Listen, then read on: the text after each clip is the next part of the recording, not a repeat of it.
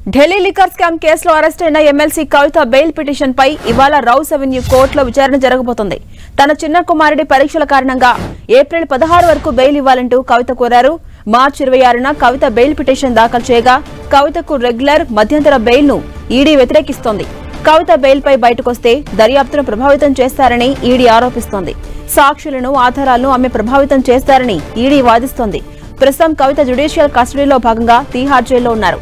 ఇవాళ కవిత bail petition పై CBI ప్రత్యేక court judge Kaveri Baweja విచారణ జరుపబోతుండగా కవిత తరపున సీనియర్ లాయర్ అభిషేక్ మను సింఘ్వి వాదనలు వినిపించబోతున్నారు. దీనిపై మరింత సమాచారం మా ప్రతినిధి గోపి అందిస్తారు. గోపి, ఇవాళ ఎమ్మెల్సీ కవిత మధ్యంతర అలాగే రెగ్యులర్ బెయిల్ కి సంబంధించి విచారణ జరగబోతోంది. అప్డేట్స్ ఏంటి? Delhi liquor scam money laundering కేసులో అరెస్ట్ అయి తీహార్ జైల్లో ఉన్న బీఆర్ఎస్ ఎమ్మెల్సీ కవితకు ఈరోజు ఊరట లభించబోతోందా లేదా అనేది మధ్యాహ్నం తెలియబోతోంది. మధ్యాహ్నం 2:30కి రౌజ్ అవెన్యూ కోర్టులో బీఆర్ఎస్ ఎమ్మెల్సీ కవిత బెయిల్ పిటిషన్ పైన విచారణ జరగబోతోంది. మధ్యంతర బెయిల్ తో పాటుగా సాధారణ బెయిల్ పైన ఇటు కవిత తరపు సీనియర్ న్యాయవాది అభిషేక్ మను సింఘ్వి వాదనలు వినిపిస్తున్నారు. కవిత చిన్న కుమారుడికి పరీక్షలు ఉన్నాయి, అలాగే కవిత ఆరోగ్య పరిస్థితులను దృష్టిలో ఉంచుకుని అలాగే ఒక మహిళగా కూడా చూస్తూ ఆమెకి బెయిల్ ఇవ్వాలని చెప్పి అభిషేక్ మను సింఘ్వి వాదనలు వినిపిస్తున్నారు.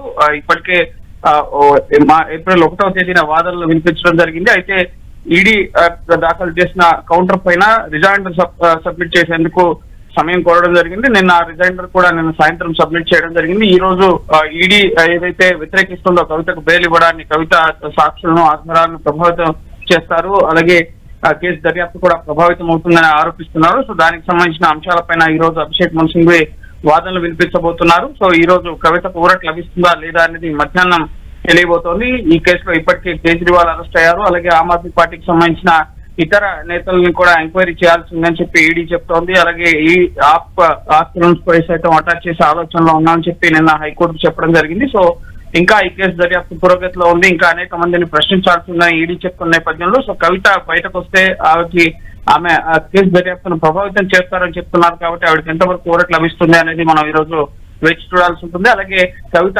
కుటుంబపరమైన కారణాలు, చిన్న కుమారుడికి పరీక్షలు ఉన్నాయి ఏప్రిల్ 16 వరకు, సో అప్పటి వరకు అనుమతించాలన్న కారణంతో పాటుగా వైద్యపరమైన కారణాలు, అలాగే ఈ కేసులో తను అరెస్ట్ చేయాల్సిన అవసరం లేదు, కేసు దర్యాప్తుకు సహకరిస్తాను, ఆమెకి ఫ్లైట్ టెస్ట్ కూడా లేదు, సమాజంలో ఒక గుర్తింపు ఉన్న మహిళగా ఆమెను చూడాలని చెప్పి సైతం అభిషేక్ మను సింఘ్వి వాదనలు వినిపిస్తున్నారు. సో మధ్యాహ్నం 2:30 గంటలకి జస్టిస్ కావేరి బవేజా బెంచ్ ముందు ఈ కేసు విచారణ జరగబోతోంది. ఇటు ఈడీ తరఫున జోయబ్ హుస్సేన్, అలాగే ఇటు కవిత తరఫున అభిషేక్ మను సింఘ్వి వాదనలు వినిపించబోతున్నారు. Right, thank you Gopi.